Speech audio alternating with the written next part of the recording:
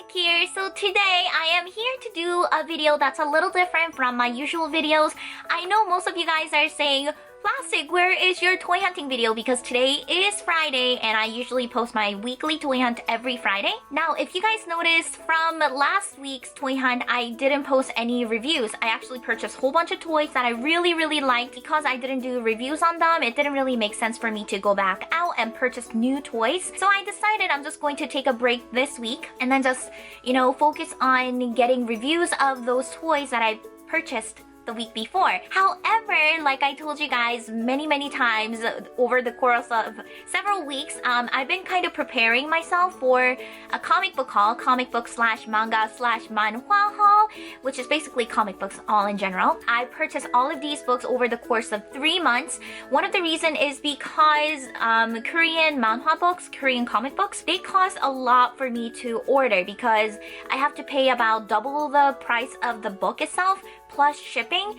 and it just costs so much. So I had to save up certain amount each month to be able to qualify for free shipping. So I have a whole bunch of books here, but I want you guys to know that it's not something that I purchased like, oh, I want to get some manga books and I purchased. It was kind of planned out over the course of 3 months.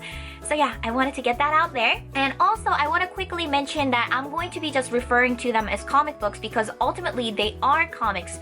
Yes, I do know that manga books are different from, like American comic books, but all in all, I feel like they're just comic books in general. And I'm just saying that I know some people get super defensive about it, but I'm just saying that just to kind of generalize and to make it easier for people to understand that these are, they're not even picture books, but anyway. And also, I want to quickly mention that there is difference between manga, which is the Japanese comic books, and then manhwa, which is the Korean comic books. The art styles are similar, but the underlying culture within the story, they are different. So sometimes even if you like Japanese manga, you might not even understand or really like Korean manhwa until you actually, really warm up to it. And if you hear loud buzzing in the background, it's my dad mowing the lawn. I'm so sorry. But haul video has to happen. So we're going to jump right into it, and I'm going to just share with you guys the things I got, the books I got in no particular order. So we're going to actually get started with the comic books. So the first set of comic books I got is Miraculous Ladybug. So I got volume 1, 2, and 3, and so far from what I know, they only have 3 volumes out right now, and they release new volume every other week. I am up to date right now, and these are $3.99 per issue, and I was actually really surprised because let me give you guys a quick comparison. I'm gonna try. I don't know if you guys can see, but the bottom one is Miraculous Ladybug and the top one is Sonic comic book, and you guys can see the difference in thickness. I would say Miraculous Ladybug comic book is about twice as thick, if not more, like 2.5 times thicker than Sonic comic book, yet the price is about the same. Yep, $3.99. And also, if you guys watch the animated series, you guys are not really missing out with the comic books because the comic books actually feature the story, the animation story in the comic book form. So you guys are not really missing out, but if you guys like collecting comic books like I do, it might be something that you might want to look into. And also, I got 2 more comic books, which I already showed you one of them. I got 2 Sonic comic book. The first one is Sonic Universe Shattered Story Arc, and this is volume 1. And then the second one I got is Sonic the Hedgehog Panic in the Sky Story Arc. This is volume 1 too. So I'm going to continue on with these 2 story arcs. So those are all of the comic books I got, and I also got, not this one, where did it go? This is not a comic book, but I thought it was worth mentioning. So I got Tokidoki color in postcard book. You can see the cover is so pretty and so cute and so nice, and when you open it, you'll see pages of illustration which has half colored illustration and a half uncolored illustration, and they're all postcards. There is perforation down the middle, so you can use both sides as postcards, but if you mess up your coloring, you can use already colored in part for postcard. And the paper itself is quite thick. I haven't tried my Copics on it yet, but it feels thick enough that it's going to take in Copic ink pretty well. I don't know, I might have to see, but I thought it was so cool. And I love Tokidoki, I love their art style, and I thought it would be so much fun to kind of just, you know, color these in kind of like coloring book activity, but then use it at the same time. You can, if I want to, I can use it as a postcard too. Now, moving on to manga books, I'm going to show you the English manga books first. I normally like to purchase my manga books in Korean just because I feel like Japanese translates into Korean better than English. I mean, it does make sense.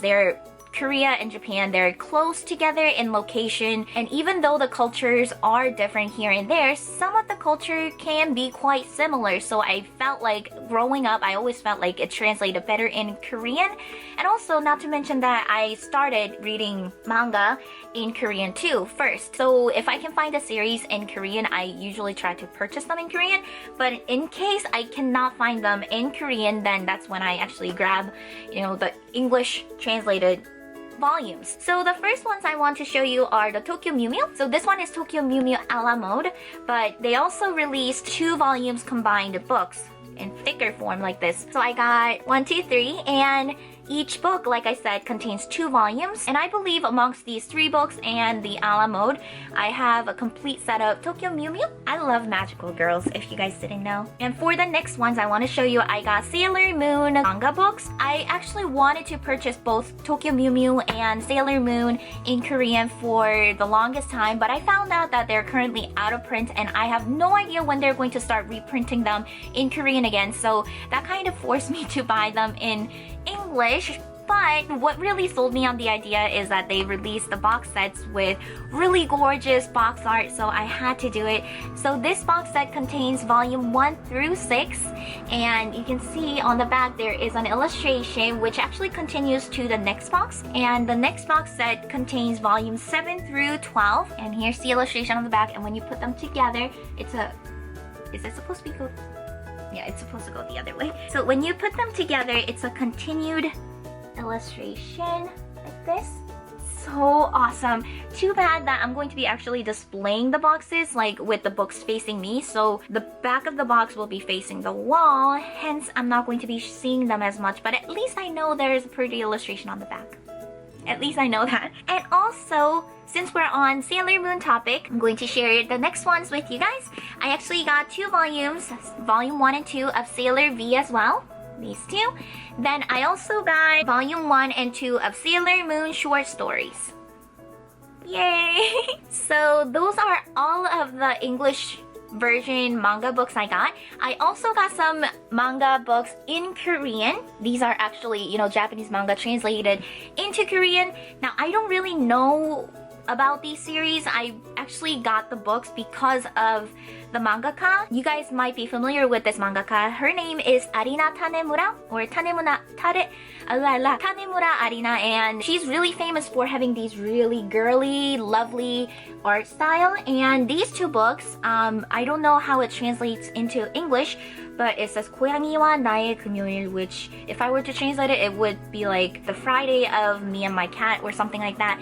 So I got 2 volume 1 and 2. I have no clue about the story, but I wanted to support the mangaka, so I got these books. Then by the same mangaka, I got 31 I Dream. I have kind of heard of this series. I think it's kind of like one of those like time travel stories where the 31-year-old woman goes back in time and she becomes an idol or something like that. I don't know. I might not be right. I have to read it. As you can see, these are so new that they're still in their wrapping.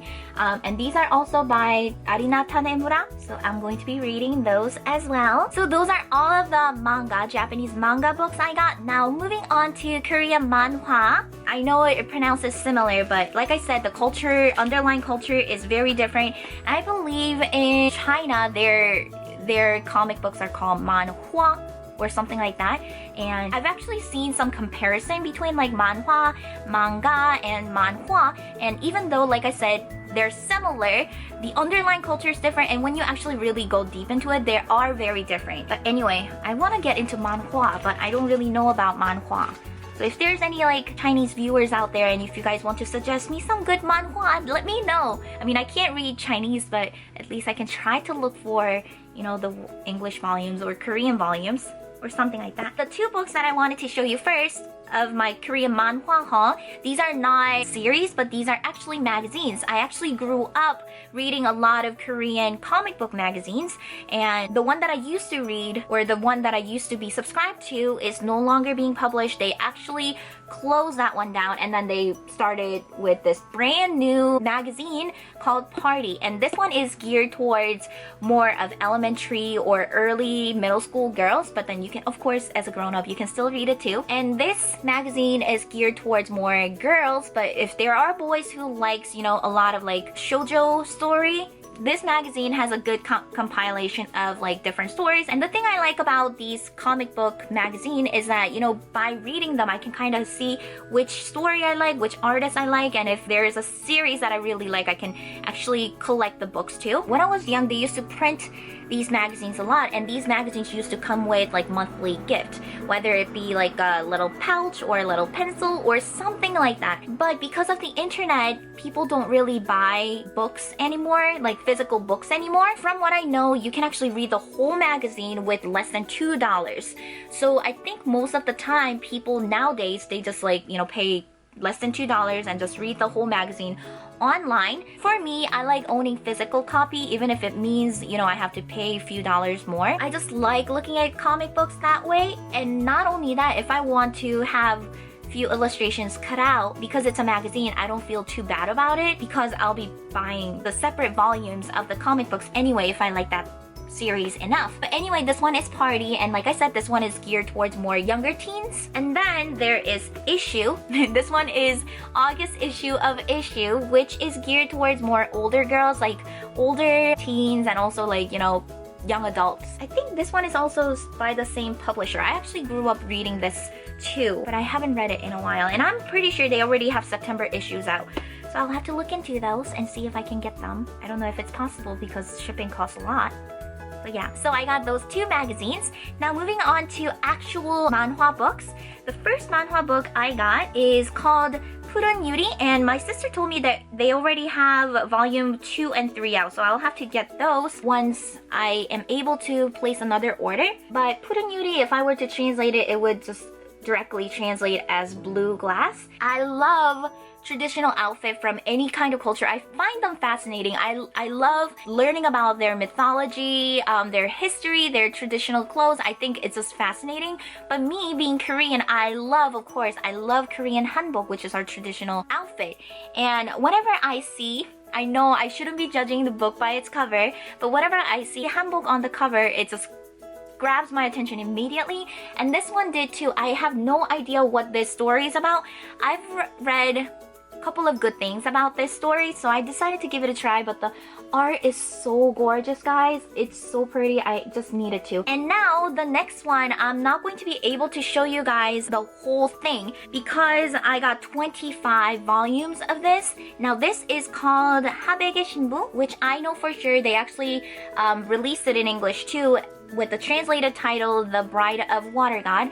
I don't think it did that well because I don't see it in stores anymore, but I actually really love the story, and I don't blame if it didn't do well. It makes sense kind of, because like people are so used to Japanese manga and the culture behind it that when people initially come across Korean manhwa, it might take a while for them to kind of adjust, like, oh, this is a little different from Japanese manga, but I still like it, you know? Do you know what I mean? That's why I always like to kind of like say manhwa and manga, because just because you like manga doesn't mean that you're necessarily going to like manhwa. But I would say if you guys like to read good stories, and you know, if you guys like to try out new things, give it a try. I would definitely give it a try.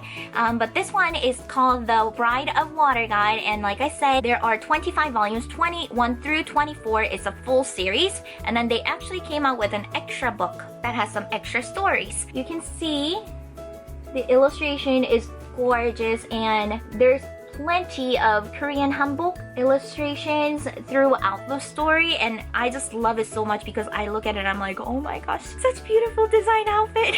I actually read the story from volume 1 through 10, and I was like, I gotta stop here and I'm going to wait until the artist actually finishes the series, because I was just so getting fed up with waiting for months for the new volume to be released, and like it would kill me inside, and I was like, I have to wait. So I had to tell myself to kind of stop and wait until it's done. That way, when she is done with the story arc, I can just go in and read without stopping and just enjoy the story for what it is without having to worry about waiting for months. So yeah, I purchased the whole thing and it cost me so much, and that's the reason why I had to save up for 3 months. But I know for sure this is totally worth it. If you guys are artists, or if you guys are just looking for good inspiration, the artist's name is Yoon Mi Kyung, and also you can just look up the Bride of Water God, I think, on Google, and I'm sure you'll see a whole bunch of illustrations by the artist, and she does such amazing job. She does it all watercolor, so gorgeous. If you guys need good inspiration, definitely give it a try. So those are all of the books I got. I know this is quite different, but if you guys been following me long enough, you guys know that I love reading comic books. You guys know that I love manga. I love reading manhwa. So I thought it would be fun to kind of share with you guys. If you guys like me to do this kind of comic book, manga, and manhwa haul once in a while, just let me know in the comment section below. I can't do this often, like I said, but maybe I can try to do it at least like every 3 months or so or something. Yeah. Anyway, I hope you guys enjoyed this quick haul. As always, thank you guys so much for watching. Until next time,